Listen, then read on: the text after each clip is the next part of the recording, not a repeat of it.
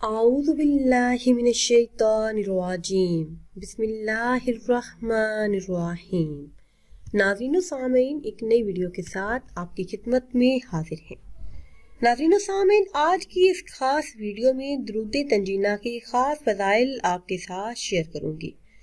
درود تنجینہ ہر قسم کی مشکل اور مصائب سے نجات دلاتا ہے۔ اس درود پاک کو پڑھنے والا اپنی مراد پا لیتا ہے۔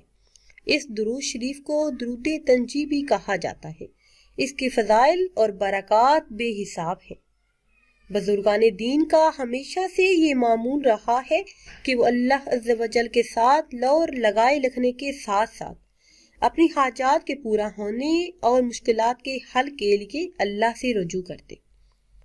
اپنی دعاؤں میں کسی آیت کا، کسی درود پاک کا ورد کرتے تو اللہ پاک ان کی مشکلات کو حل کر دیتا۔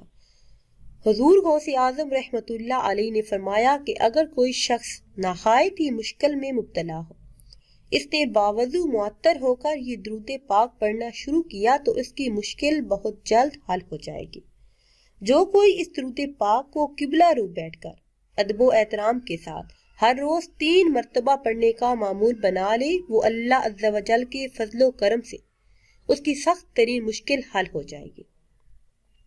جو شخص اس درود پاک کو سوتے وقت 1000 مرتبہ باوضو ہو کر پڑھے اور پھر سو جائے تو اللہ عز و جل 1 ہفتے کے عمل کے دوران اس کی تمام جائز حاجات کو پورا کر دے گا۔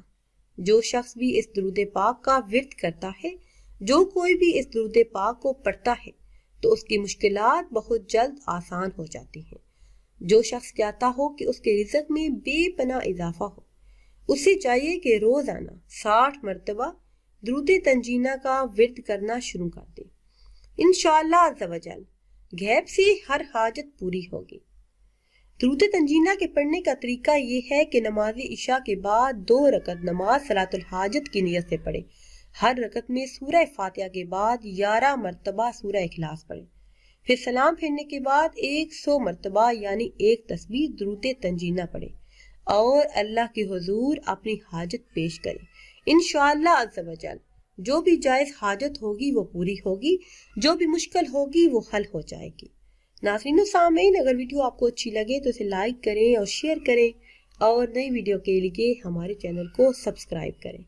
مجھے دیجیے اجازت۔ اللہ حافظ۔